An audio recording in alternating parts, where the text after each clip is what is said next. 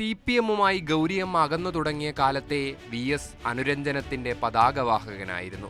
ഗൗരിയമ്മ പാർട്ടിയിൽ തന്നെ വേണം എന്ന് VS ആഗ്രഹിച്ചിരുന്നു. UDF സർക്കാർ ആലപ്പുഴ ജില്ലയുടെ വികസന സമിതി ചെയർമാനായി ഗൗരിയമ്മയെ നിയമിച്ചതോടെ ഗൗരിയമ്മയുമായുള്ള പാർട്ടിയുടെ ഇഴയെടുപ്പം ഇല്ലാതെയായി.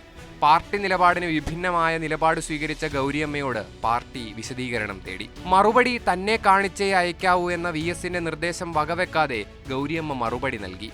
VS അതിലെ പാർട്ടി വിരുദ്ധ നിലപാട് തിരുത്തുമെന്ന് അവർക്കുറപ്പുണ്ടായിരുന്നിരിക്കണം. ഗൗരിയമ്മയ്ക്കെതിരെ പാർട്ടി നടപടി സ്വീകരിച്ചു, തരം താഴ്ത്തി. 1957 ഗൗരിയമ്മയും TV തോമസുമായി നടന്ന വിവാഹത്തിന് തടസ്സങ്ങൾ ഏറെയായിരുന്നു. മഞ്ഞുരുക്കാൻ മുൻകൈയെടുത്തത് VS ആയിരുന്നു.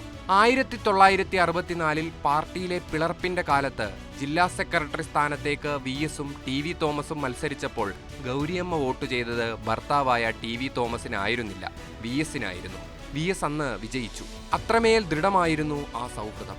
പാർട്ടിക്കെതിരെ ഗൗരിയമ്മ പൂർണ്ണമായി തിരിഞ്ഞ കാലത്ത് ഗൗരിയമ്മയ്ക്കെതിരെ പാർട്ടി നടപടി ഉണ്ടാകുമെന്നുറപ്പായ VS പരമാവധി ശ്രമിച്ചെങ്കിലും ഗൗരിയമ്മ ദൃഢനിശ്ചയമെടുത്ത് പാർട്ടിക്ക് പുറത്തുപോയി. ഗൗരിയമ്മയെ അനുനയിപ്പിക്കാൻ തന്റെ ഭാര്യയടക്കം VS അയച്ചെങ്കിലും എല്ലാം വിഫലമായി.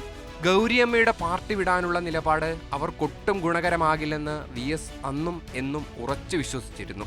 ഗൗരിയമ്മ CPM-ലേക്ക് തിരിച്ചു വരണമെന്ന് എപ്പോഴും VS ആഗ്രഹിച്ചതിന് കാരണം അവർ തമ്മിലുണ്ടായിരുന്ന സൗഹൃദം ഒന്നുകൊണ്ട് മാത്രമല്ല.